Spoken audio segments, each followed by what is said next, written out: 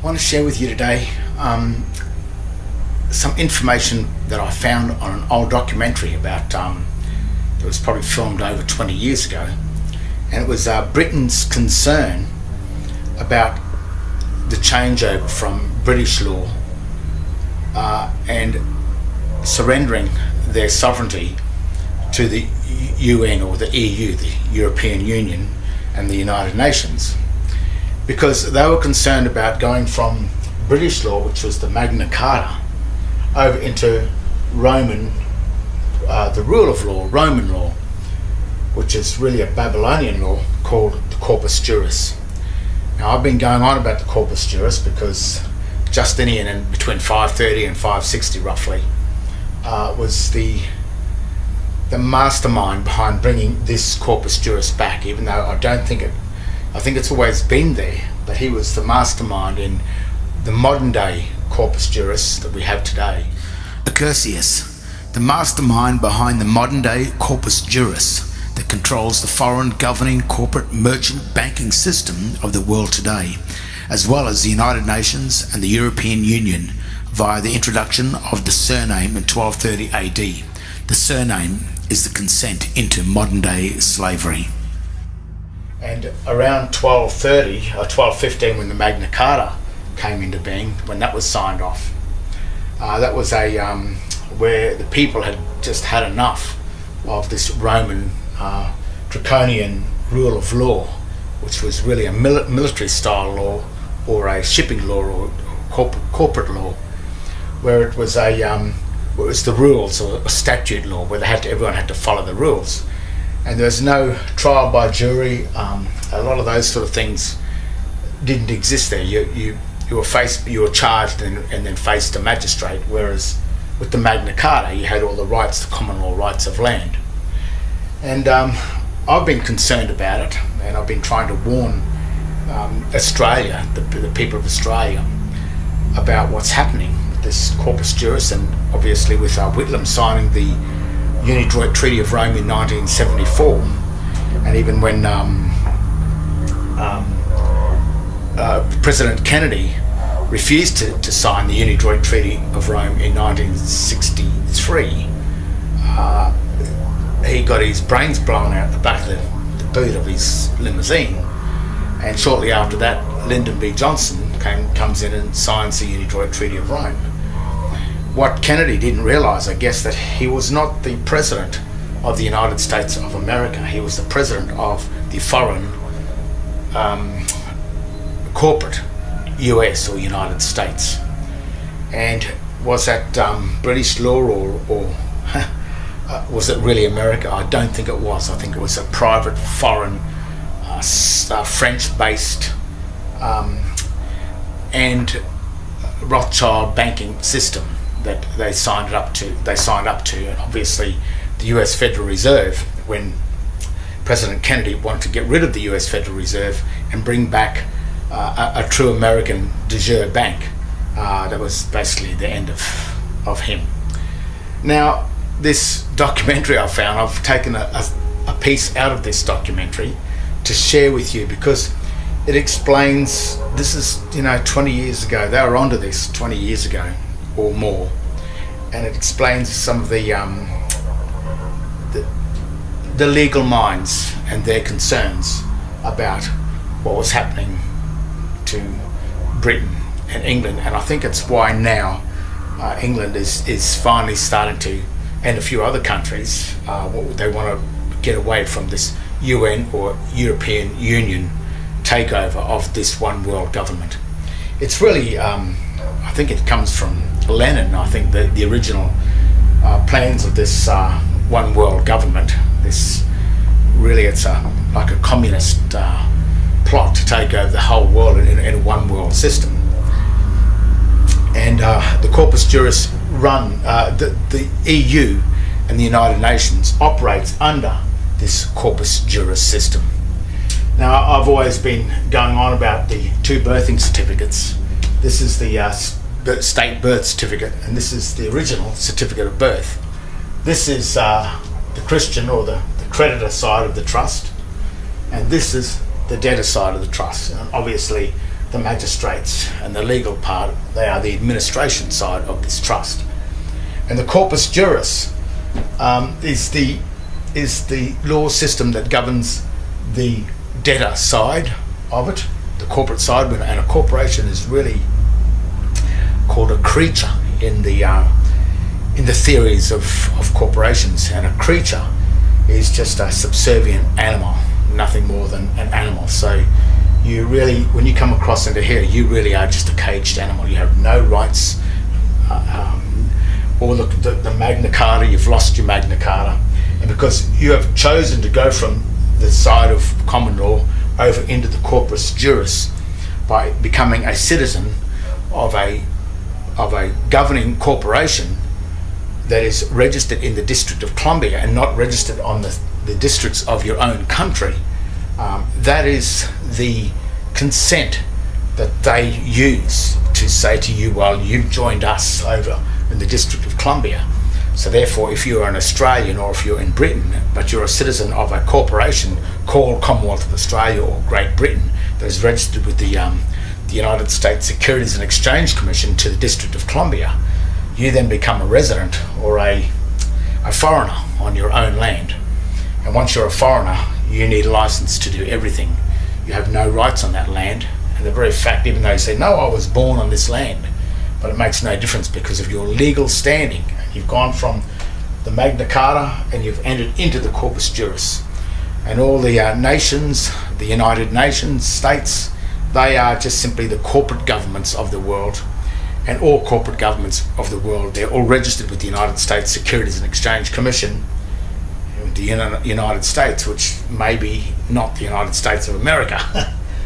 And the minute you enter that and become a citizen of a corporation registered in the District of Columbia and not the own districts of your own land, you are considered just nothing more than a foreign animal under the laws of the corpus juris, which is the rule of law, which is the old Babylonian Roman law. Whereas the common law, the Magna Carta, is the true English law.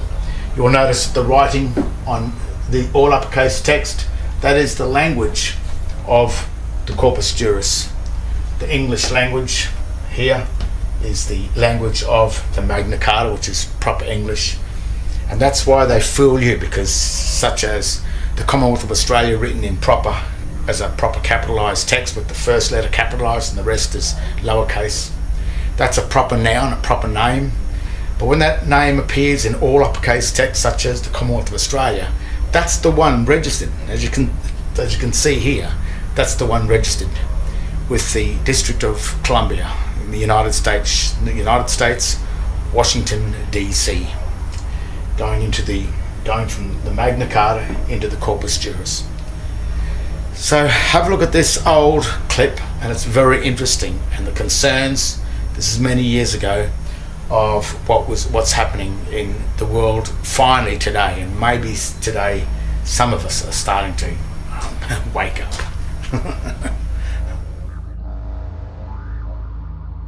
Laws of the European Union are drafted not by the Euro Parliament, but by the EU Commission, one of three powerful forums in which the true might of the Union resides. Members of these forums are not elected to their positions, nor, we are told, will they ever be. When cornered, politicians and public servants routinely tell the British that the EU is just a trading partnership. Yet, underneath the surface, a different picture has emerged. In 2001, a market trader was convicted for selling a pound of bananas weighed using British imperial measures instead of grams and kilos. British District Judge Morgan, in passing judgment upon the hapless metric martyr, stated, "We are now living under a new legal order. The 1972 European Communities Act was a one-off, not an ordinary treaty, but a new way of life. These are new constitutional powers. The British Parliament surrendered its sovereignty in 1972. European laws have overriding force with priority over our British laws. The articles on the supremacy of the British Parliament are now only of historical perspective. They are non-binding." We asked constitutional expert John Bingley whether our politicians were entitled to abandon the rule of law by handing over the powers of British governments to a foreign power. The answer is simple: no. We have much written constitution which is not really fully appreciated in this country. And these documents, the Bill of Rights and Declaration of Rights, along with Magna Carta and many other legal instruments, make it quite plain that allegiance is owed to the Queen, and that allegiance is returned by her through the contract of her coronation oath to the people. And that is not something which may be broken, and our politicians are not entitled to break their oaths of office. It follows, therefore, that no government, with or without a popular mandate, may transfer sovereignty on a temporary or permanent basis to a foreign power that owes no allegiance to the British Crown and is unaccountable to the British people. The new European justice system currently being introduced into the UK is known as Corpus Juris, literally body of law. Corpus Juris is designed completely and permanently to overhaul the British justice system and will include the following. The scrapping of trial by jury. Henceforth you will face a state-appointed judge who will pronounce you guilty or not guilty. The scrapping of habeas corpus. You are liable to summary arrest without charge. Under Corpus Juris you can be detained without charge or any evidence being presented against you for up to 9 months. The scrapping of innocent until proven guilty. Henceforth, a citizen must prove his innocence against the combined machinery of the state. The scrapping of double jeopardy, or not being tried for the same offence twice. Under EU sanction, Jack Straw, while Home Secretary, gave prosecutors leave to appeal not guilty verdicts if desired. Technically, this could be done repeatedly until the required conviction is secured. The scrapping of non-disclosure. Henceforth, under Corpus Juris, any previous convictions you have will be made available to the court before your trial begins. There is no presumption of innocence. The French system, or the continental system broadly, the droit administratif, places everything, the subject of the foreign or continental countries, have no rights at all. An Englishman has full liberty, except under the due restriction of law. Under the droit administratif, you have no rights except those that are allowed to you by the state. This fundamental difference is very important because it's now leading, with the takeover of the EU situation, we are now leading to a state whereby we too will come under the droit administratif. And this will stop us having a right to trial by jury. And that in itself is the back door to a dictatorial arrangement. Well, as you can see, it's an interesting documentary for that long ago. Those people knew what was going on. There's two main dictionaries in the world, which is the law of land, the common law of land, and the Corpus Juris, which is the law of the sea. And there's some satanic stuff happening, because people would say, well, how did the law of the sea get up onto the land? And I think that's the Masonic system truly at work that happens there, because, and the reason why the goat is the symbol of Satan, and a lot of people can't make this connection. What has the goat got to do with Satan? And I've said this before. The G-O-A-T, spelt in English like a capital G-O-A-T, constitutes a goat, that thing. But when the word goat, G-O-A-T, appears in all uppercase text like this, and then you go to the Black's Law Dictionary, which is the black Pope, the black nobility. The Black's Law Dictionary is the dictionary of the signs, not the words, it's of the signs. And it is not a dictionary of English. It's the concepts of the Corpus Juris, that's what it is. And the word G-O-A-T, written in the all uppercase text, means the sewer. And the strange part about the sewer, it is the man-made channels that channel the water from lands down into the sea. And it is through these sewers, through the goat, that the law of the sea has channeled itself through the channels of the sewer up onto the lands. And that's why the Masonic system is really called the underworld, because they're dealing with the underworld, which is the sewers, and the world of the dead. Of course, when people are buried, boxed, and put into the grave, they're boxed in under the boxing rules. So once they're in the box, they can't escape that box. Same thing happens on paper. And they enter into the underworld of the dead. And the dead text that is on tombstones is also on ledgers, your driver licenses, your bank statements, your bank cards.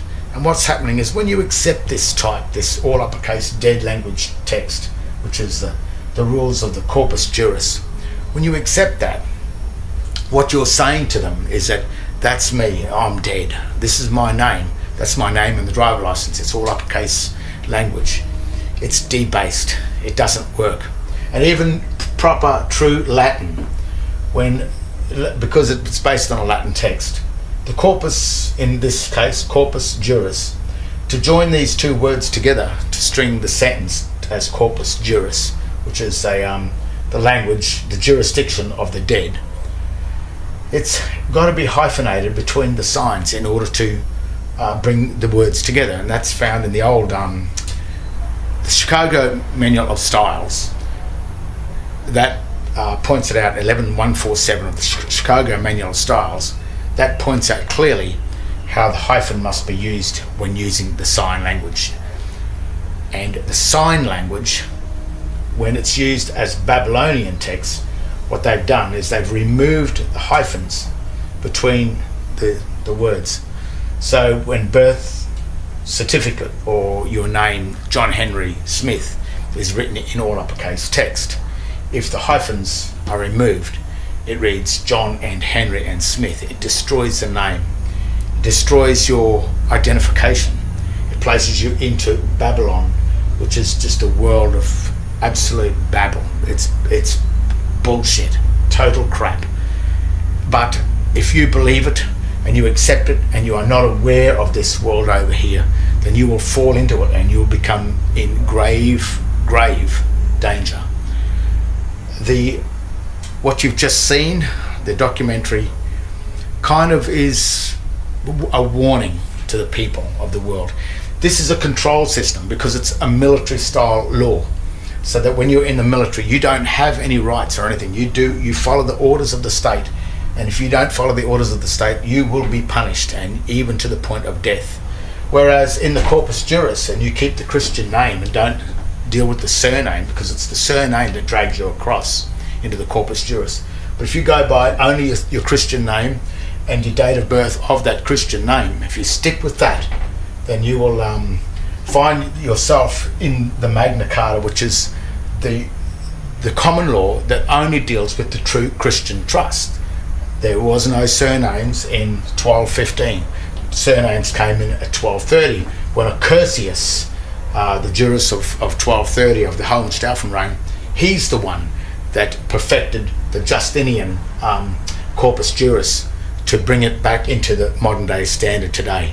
And that is the one that's given us the ability to, or the choice, to stay with the Magna Carta as equitable title, or to go across into legal title into the Corpus Juris. Of course, we don't know this now, and that's not taught to us in schools. We're just brought up in this world, and we can never work out why we have no rights. Well, the rights are basically right here on the birthing certificates. And at the age of 21, before you become an adult, which is an adulterer, you have the right to go back to your Christian name, back to Christ. And if you don't go back to Christ and you remain in this trust over here after you turn 21, after the age of majority, then you will be subject to the laws of Rome, the Roman law, the rule of law, which is the Babylonian trust. And that's where you will remain until you can work out to get back from the side of the debtors over into the side of the creditor. The patrician the plebeian. Remember the plebiscites they have? And who votes in the plebiscite? The plebs. So if you're voting in a plebiscite, then you're a pleb. So that's a quick rundown of just sort of the dangers of the corpus juris and the concerns that not only just I had, but these concerns were raised 20 years ago before I even had any idea of what was going on. And it's only now that I've been studying and searching, I'm starting to find this from other people. But just hope you enjoyed that, and to get your head around the parallel universe, the two parallels that we do. A lot of people say, there's another hidden account. Yes, there is. This is the account of the debtor, and over here is the account of the creditor. When you want to borrow money for your house, you will go to the administrator, which is the bank, and he will then take the money from your credit account and give it to you over into your debtor account. And if you come back to here, well, then he's left paying the debt. That's why they don't want to tell you about the creditor. And that's why the Magna Carta, that is the equitable title. And that's why the governments want to hold it. That's why it's outside the Parliament House in Australia, because they want to hold the Magna Carta. And while you accept the legal titles of the state of anything, then you've surrendered your equitable title to the state.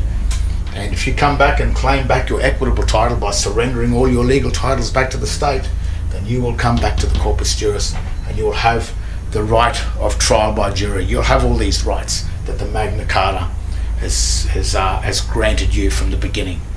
But it's not the government's, it's you and I. It's our own fault that we fell over into here, and it's our own stupidity and our own ignorance and our own ability or disability to at least look and learn and to work this out. When I first was starting this, I was called crazy and all this, but it's all there. It's all actually exists in black and white. These documents are there. The standing exists. The Magna Carta is real. The corpus juris is real. All this is real stuff. It's satanic to the max, but the satanic side of it is what brings you from the living into the world of the dead.